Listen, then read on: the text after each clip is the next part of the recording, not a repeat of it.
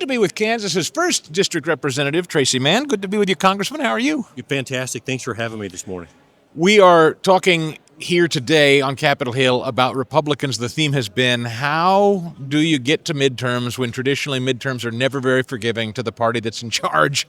It's almost always historically true.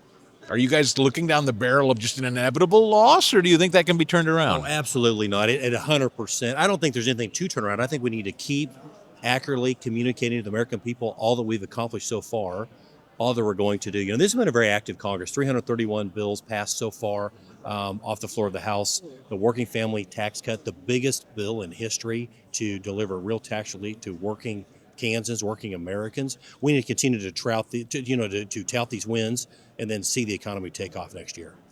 The affordability issue is one I know you hear a lot about. You come from a big agricultural state. We were just talking with Congresswoman Miller of Illinois' 15th about ag. I hear a lot about it. I know you do. Beef prices, grocery prices, they have come down. Housing is obviously another thing. What's the message to the American voter, particularly the younger voter, if they still, and they do, even if things are improving right now, they still feel up against it, or affordability is still an issue? How do you address it? For agriculture right now, beef prices are very high, which is good for producers.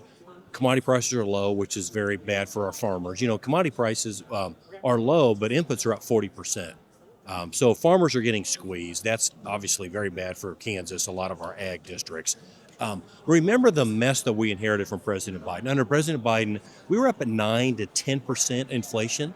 The numbers for Trump's first term so far, right away, you know, we inherited a mess, just started January, you know, below 3%. Yeah. So things are coming back under control. It just takes a little bit more time to get that done. You know, Biden spent 4 years, and House Democrats, 4 years messing up the country. Yeah. And now we're on the path to revival. I mean, I do see it, not to sound as though I'm sucking up. I know people get irritated with me. I see the momentum and the movement President Trump is making. I know you guys passed the big, beautiful bill. I don't know if it's social media. I don't know if it's just left-wing media. This constant hammering of affordability is still out of hand and people don't feel like they're getting ahead, even though consumer spending went through the roof for the Black Friday holiday. So people are spending money. What is that? Is that a perception? Is it real? What are you up against here? It's perception. Some of it is reality from the mess that Biden left us. You know, you look, when you have annual inflation year over year under Biden of 6%, 8%, 9%, you know, add that up, that's 25, 30%. It's going to take a while to come off of that. Now under Trump, you know, Trump's first term around 2%.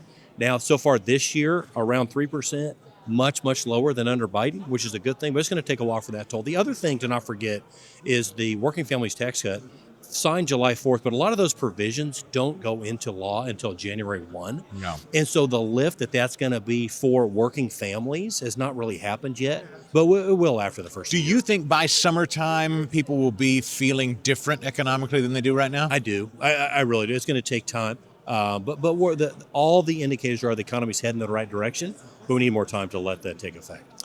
The Republican Study Committee, this group, it's the largest on Capitol Hill, as I understand it. Do you think you're going to impact legislatively something that'll get over to the Senate and maybe make its way through the Senate? Or are we going to see more action before the midterms? Very much so, and proud to be part of the Republican Study Committee. Really the offensive line of the Congress. You know, nothing's going to happen without the Republican Study Committee, the largest caucus in the Congress, moving forward together. That's what we're seeing. We have had a successful year so far, but we have a lot more to do. We're glad to have you here today. Hope you'll come back and see us soon, sir. Thanks for having me. Have a great rest of the day.